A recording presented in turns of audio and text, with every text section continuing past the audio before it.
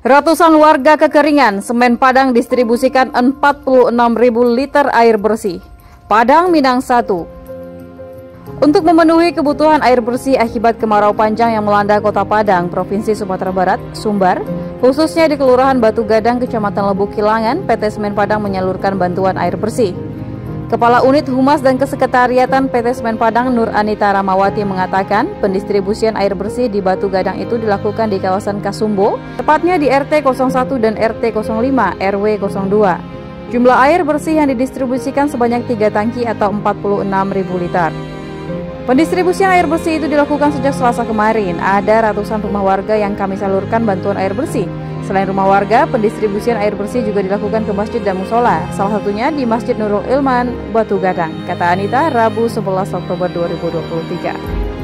Pendistribusian air bersih ini, sebut Anita, akan terus berlanjut sesuai permintaan atau kebutuhan warga.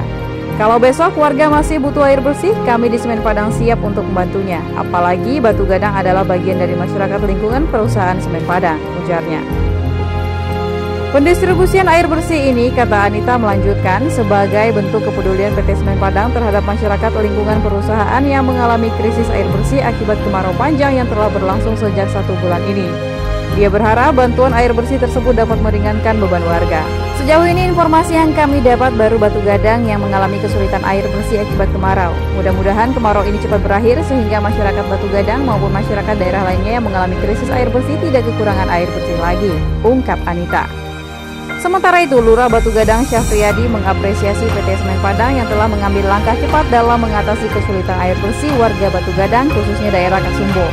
Krisis air bersih di Batu Gadang ini lanjutnya baru diketahui sejak minggu kemarin. Kemudian pihaknya langsung berkoordinasi dengan PT Semen Padang. Setelah itu, PT Semen Padang langsung menurunkan tim untuk melakukan survei dan pemetaan daerah-daerah mana saja yang mengalami krisis air bersih. Dari survei yang dilakukan, terdapat banyak rumah warga yang terdampak, dan rata-rata kondisi sumur di rumah-rumah tersebut sudah kekeringan. Kalaupun airnya ada, itu pun sudah keruh bercampur material berupa tanah dan pasir. Jadi kondisi airnya sudah tidak bersih lagi karena bercampur sedimen, ujarnya.